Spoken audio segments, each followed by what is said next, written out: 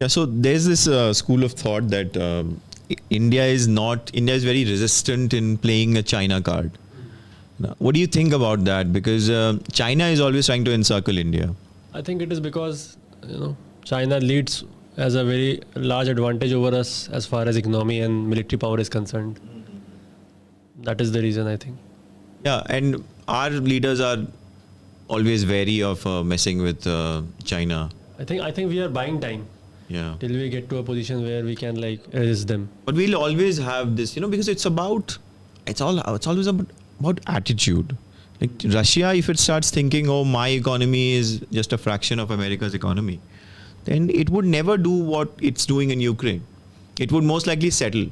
Yeah, but Russia does not have energy dependence on other countries, right? It has its own fuel and things like that. Yeah, but it has many other disadvantages. Like it doesn't have sufficient human resource, that capital, that HR. Yeah. And much of it is being used in the war itself. So I'm saying that attitude is not there in India. Yeah. And China has not been a good neighbor to India. Yeah, that's true. Like our leaders, if you can call them, like straight after independence or transfer of power, like Nehru was very pro-China. And he had a vision that India and China can become the leader of Asia.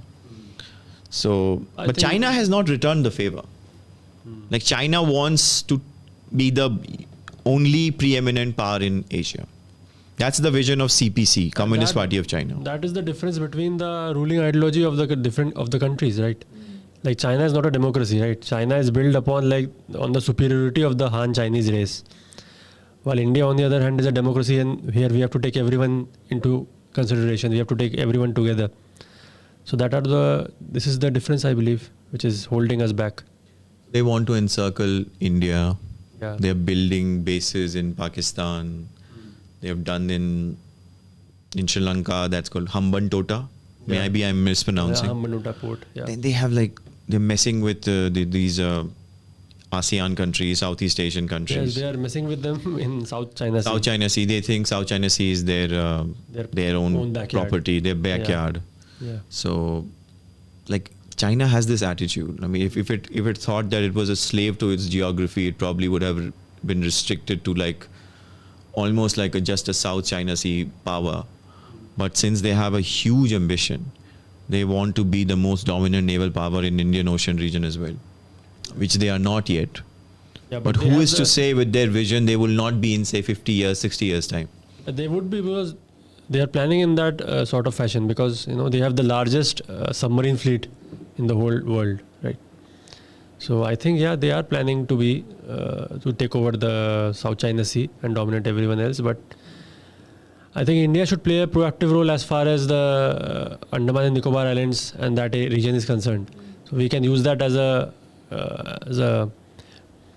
many defense analysts call it Andaman Nicobar has not been utilized well. Yeah, it barely reached its potential as a defense geographical area. Yeah, it's like an unsinkable aircraft carrier. Yeah, it's fixed, and you can just use it as a base to choke that. What's that? Strait of Malacca? What's it called? Yeah, Strait of Malacca. Yeah, so it's like a very important choking point. Because so we can choke Chinese goods to Africa and Europe through that Strait of Malacca. Much of their oil supply would be affected, I presume. Yes, absolutely. And China is an industrial power. It's it basically thrives on export economy. It is a export dominated economy. It could be on its knees pretty soon if he's decided on playing that card. When would that situation arise? That situation where I say India is fighting with Pakistan, and then China decides to do something fishy in, say, Arunachal region. Yeah. Then we have that card to play. We should have that leverage over China. Yeah. I think that's there. So development is happening with regard to Dalai Lama as well. Yeah. He's they're talking about reincarnation. They're talking about successors. And he took refuge in India in 1959. Yes. And since then he's been here. Right. He's made this like a small community is there in Dharamshala, and he's almost like the de facto leader of Tibetans who are dissenters, Yeah. like not Tibetans who are there under China. Right. But I think he would still have some considerable influence over Tibetans in China. Do you think so? They probably have, but China uses the policy of settling these Han Chinese in Tibet. So they have changed a lot of demography as well. Demography of Tibet, right? Yeah. They have. Like, they are not like us. They don't think like us. Like, India keeps on struggling in its various Kashmir region. They don't think like that. They don't care what anybody thinks about them. They also incorporated re-education camps to educate the young Tibetans as far in their own ideology. And Tibetans who would be, say, enjoying the fruits of Chinese economy, they may not be as beholden to the Dalai Lama as some of these, possible. Especially in the young generation. Obviously, I mean, young generation is more, is a bit less rooted. Yeah, right. It's more deracinated, and therefore their minds are malleable. Yeah, minds are malleable, and they also, I think, they just are not that tethered to old ideas. Right. So who is to say, that they would not be successful in there? So, I don't think that there can be an uprising, but the school of thought in India is that India doesn't play its Tibetan card enough. Yeah, but China has a very clear policy of that Tibet is the palm of China, and Ladakh, Nepal, Sikkim, Bhutan and Arunachal Pradesh are the fingers of that palm. So they have a pre-planned policy of they have a plan of taking over all these regions eventually at some point of time. Like you got to give it to Chinese, because they had a vision. In 1949 they were able to take over, that's what's that region called? Xinjiang. Yeah. Xinjiang is what it's. I think it has a sizable Muslim population. Yeah, Muslim-dominated region. Yeah. So they took it over.